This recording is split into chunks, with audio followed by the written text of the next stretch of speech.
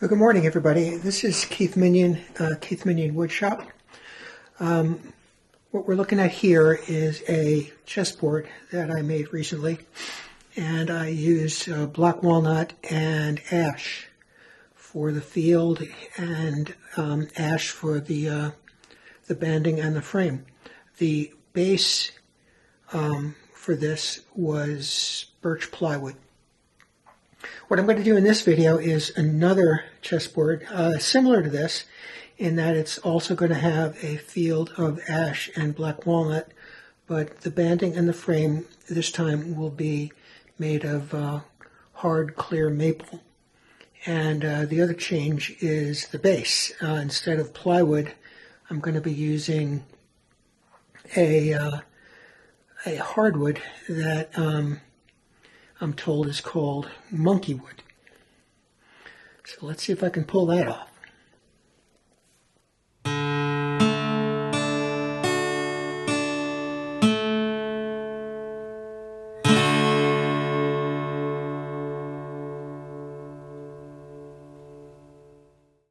I've got some pre-cut squares that I cut at the same time using the same setup on my table saw and my jointer and planer, so I know they're all exactly the same. I only need 32 of each color, each species, and I know I've got 35 walnut and almost 40 of the ash, so I should have plenty to do the field. What I'm going to use for the base is what used to be part of a desk that I had up in my office. Officially, this desk was made out of something called Monkeywood. I have no idea what Monkeywood is. All I know is it's very dense hardwood, finger jointed from various pieces, as you can see, and glued together. But it's, like I said, very dense, very heavy. I've already sanded this surface. This is going to be the bottom surface that people will see if they turn the board over. This is what the actual desk surface looked like. This is going to be the side that I glue the chessboard field to, which means I'm going to have to make it acceptable to glue. I'm going to have to run this side through the my Jet 16/32 drum sander, which is fine. This is so thick as it is. It's more than 3/4 of an inch thick. It can stand being a little thin and flat, and I could just fill in these holes prior to the glue up. So that's what I'm going to do next. As far as the frame goes, I've got this hard maple that still needs to be jointed and planed to make it perfect for the rails to go around.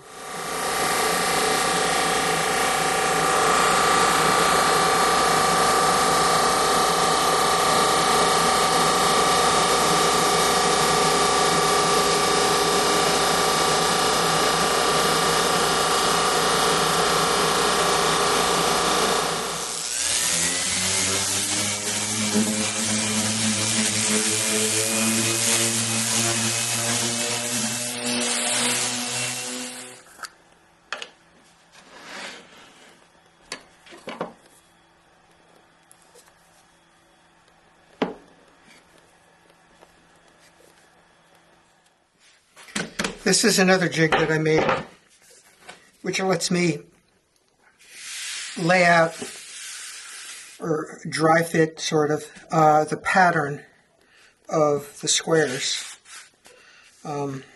Sometimes, even though I use the same board stock to make these, the variation in the patterns can be completely different. So it's important that the overall pattern, all 64 squares, look harmonious, look like they all work together rather than have a couple just look wonky.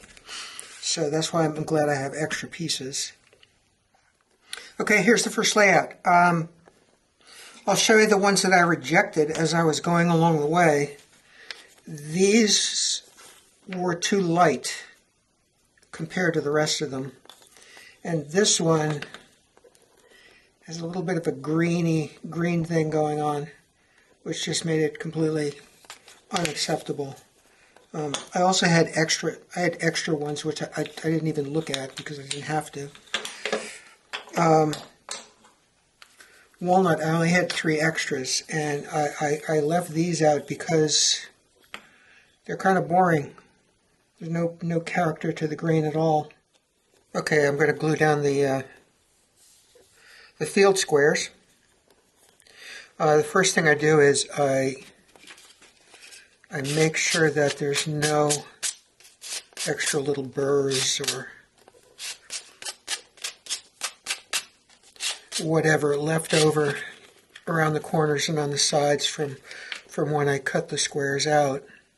I don't want to have anything between the squares itself except that thin layer of glue. I use the silicone brush to make sure that the glue hits the entire surface. Very thin layer. Flush up against both edges here.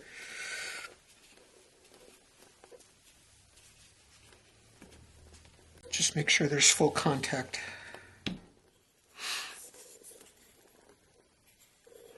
You always have a choice, this side or that side, but this is the better side, so we're going to glue on this side.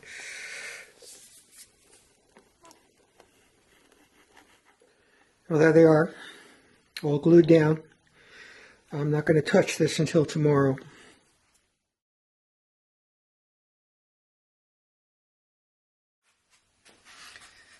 I'm going to need to trim the little bit of extra that I've got on this board to end up with a 16 by 16 square.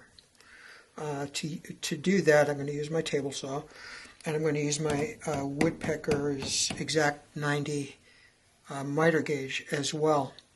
I'm going to need a little help though, and I'm going to have to thank Izzy Swan for coming up with this idea. This is a table saw extension.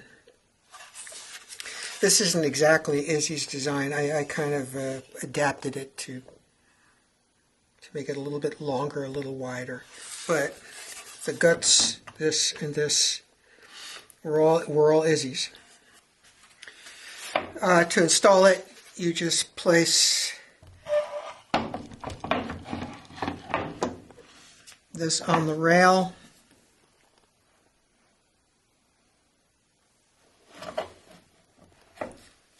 Line it up with a miter gauge and then clamp it in place.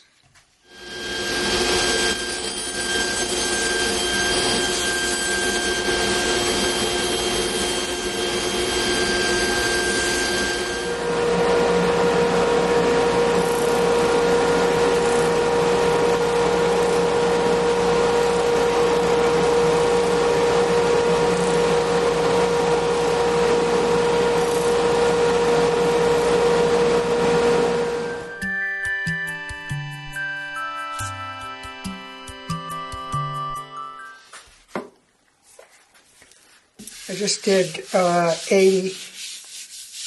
Now we're going to 180.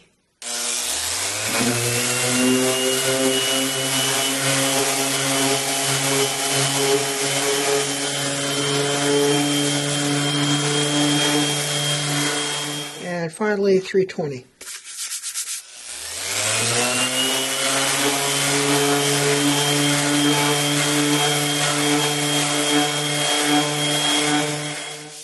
Very smooth. This is going to be good.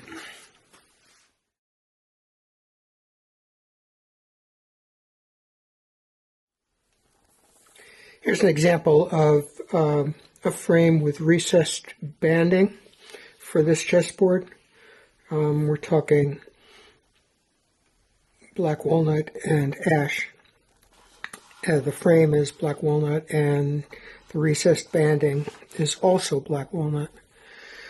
The board I'm making now will have maple for the frame and maple for the banding.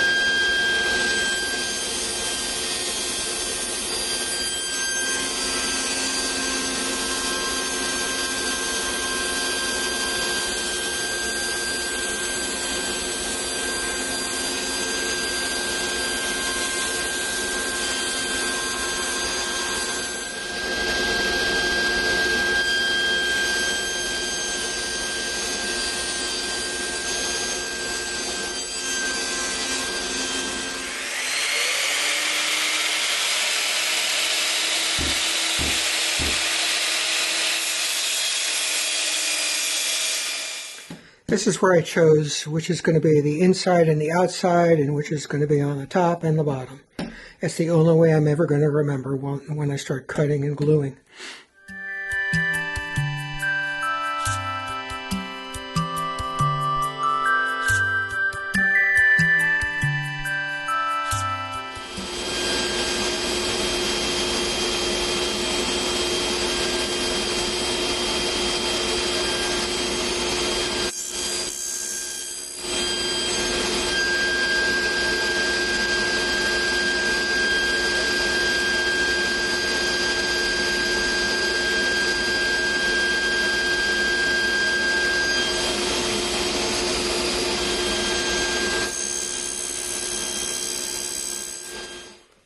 Eight cuts later, I've got all of the banding mitered.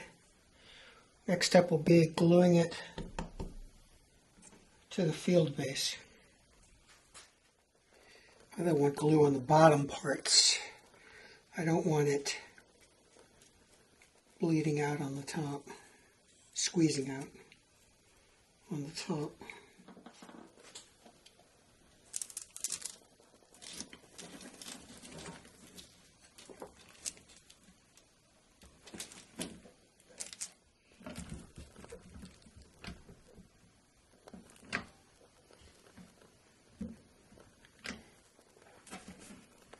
Just need to be pinched in the centers.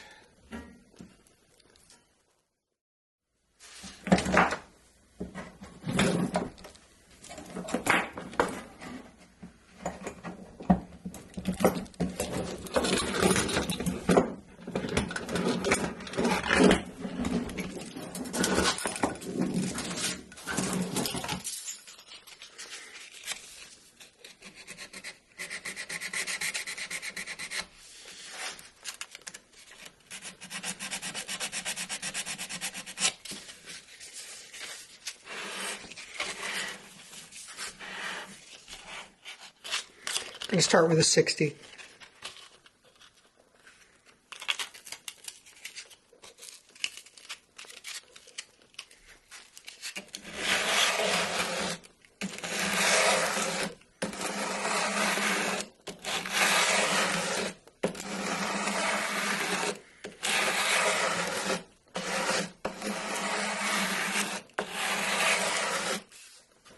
But first I'm going to putty.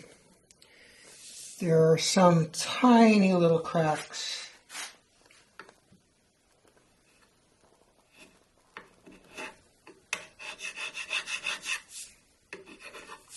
So I'm going to fill them.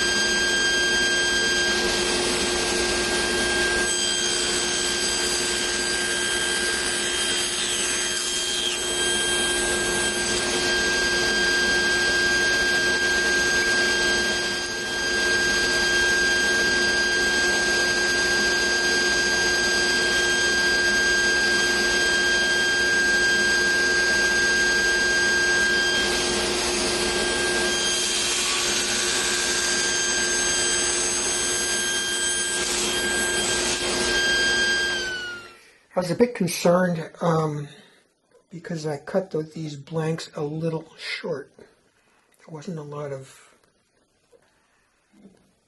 extra to make a mistake with, but thankfully everything fits.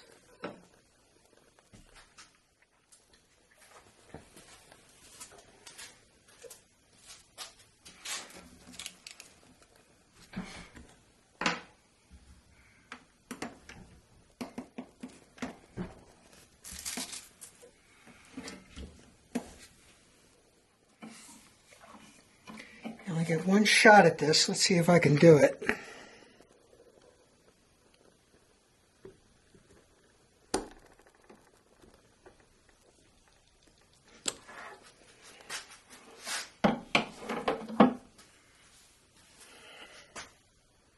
Not bad. Where's the Monkeywood? There's the Monkeywood.